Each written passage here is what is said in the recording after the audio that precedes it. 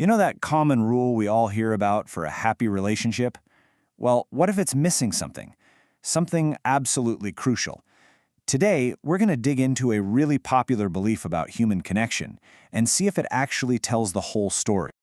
I'm sure you've heard this saying before, right? It basically means if people's three views don't line up, they just can't get along.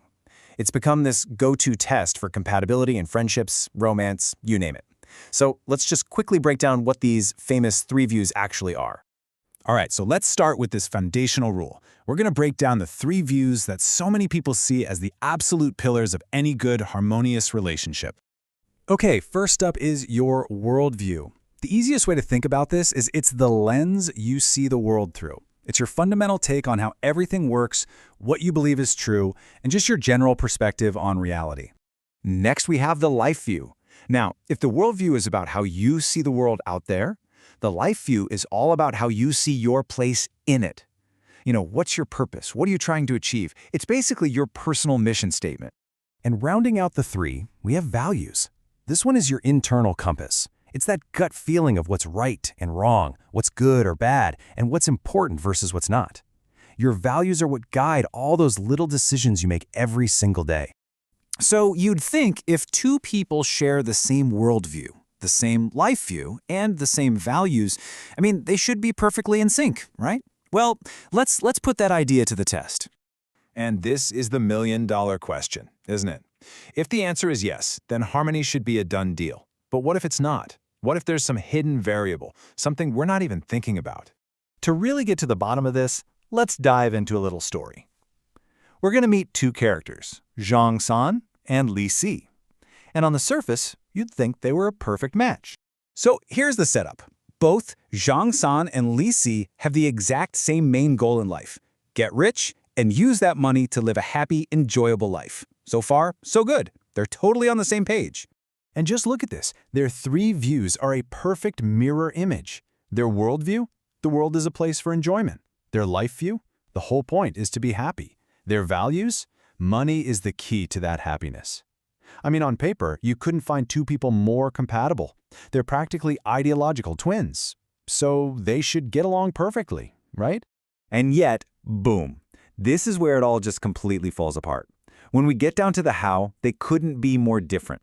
Zhang San is all about getting rich by any means necessary. Crime, bribery, whatever it takes. But Li Si, he believes any action that hurts other people is completely unacceptable because he's afraid it'll bring bad karma or negative consequences. This isn't a small disagreement, it's a total, irreconcilable split. This massive conflict brings us to the real heart of our explainer. That whole three views model, well, it can't explain this. It just doesn't work.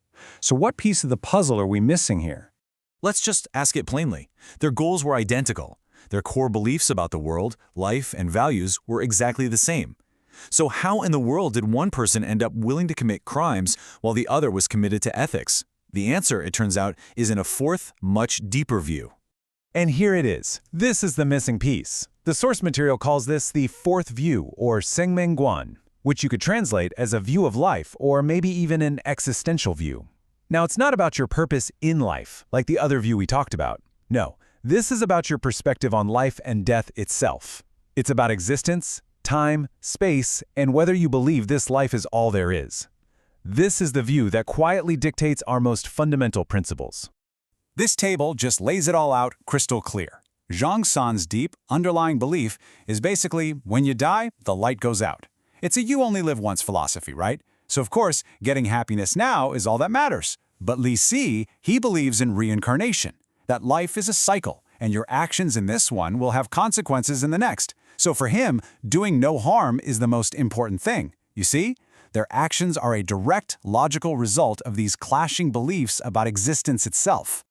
So what does all this mean? Well, it brings us to a brand new and honestly a much more complete understanding of what it really takes to achieve that deep harmony in our relationships. It's not about three views. It was never just about three. It's about four. This fourth view, this deep-seated belief about the very nature of our existence, that's the foundation that our ethics and our actions are truly built on. And this brings us to the ultimate takeaway here. The source puts it beautifully. Only when the four views align can there be perfect harmony. that amazing seamless connection like blending milk and water, it requires us to be aligned on this fourth, most fundamental level. This whole idea really encourages us to look so much deeper than just surface-level compatibility. And it leaves us with a final thought to mull over. Are the most important connections in your life built on 3 views? Or have you maybe found that rare, incredible alignment on all 4?